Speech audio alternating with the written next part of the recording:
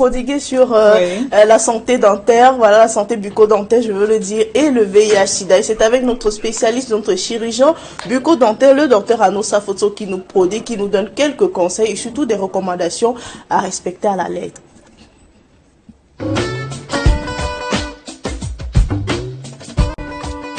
Superbe, donc n'est-ce pas? Conseil pour limiter la contamination, il faudrait déjà que le patient accepte son nouveau statut.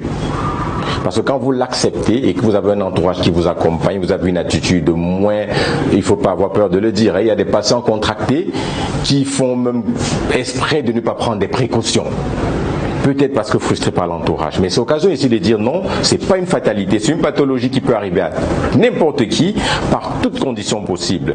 Donc, si le premier conseil à donner, c'est que si vous êtes contaminé, faites l'effort de ne pas partager tout instrument, toute méthode, toute action qui devrait faire un échange sexuel non protégé, qui devrait faire des embrassades avec des suspicions de blessures en bouche, ou encore qui devrait faire beaucoup d'autres sphères, l'allaitement. Donc, la précaution commence par le malade.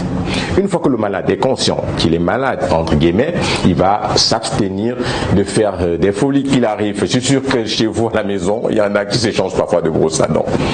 Il se dit, ah, pourquoi pas la mienne, je la vois pas ce matin, je vais l'utiliser. Mais non. Si quelqu'un est malade consciencieusement, il saura qu'il n'a même pas le droit de le faire parce qu'on ne sait pas quelles sont les voies qui peuvent passer de la blessure intrabuccale à la transmission aux propriétaires légitimes de cette brosse à dents. Voilà une première précaution. Maintenant, la précaution de l'autre. Je vais citer la brosse à dents juste pour un cas, mais il y a 1000 autres. Et généralement, le suivi de ces patients-là, on les énumère l'ensemble des gestes à ne pas poser pour contaminer l'entourage. Maintenant, nous, entre guillemets, pour ceux qui ne sont pas contaminés, il faudrait qu'on soit beaucoup plus minutieux. Ça veut dire, parlons déjà de votre médecin.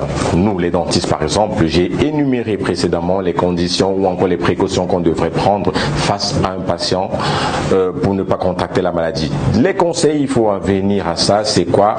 Pour les collègues, renforcer et respecter la méthode de protection réciproque. Ça, c'est un conseil qui s'adresse et à l'endroit des médecins, mais aussi à l'endroit de la famille, à l'endroit des amis, à l'endroit de l'entourage. Si vous avez un patient contaminé, si vous avez un frère, un membre de la famille contaminé, donnez-lui suffisamment d'amour. Mais donner de l'amour ne veut pas dire s'exposer. Donner de l'amour ne veut pas dire s'exposer.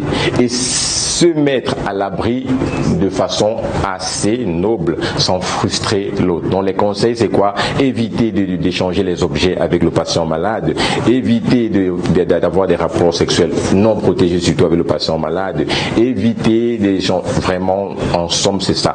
Mais quand on dit éviter, je vais toujours insister dessus, ce n'est pas de prendre le patient comme de la peste, non, parce qu'il est pareil que nous, il est pareil que vous, et avec le développement aujourd'hui, le VIH-Sida n'est plus une fatalité comme hier. Aujourd'hui, on vit avec ce virus-là. Si on suit le protocole, croyez-moi, vous avez toutes les chances, autant que celui qui n'est pas contaminé. C'est la discipline.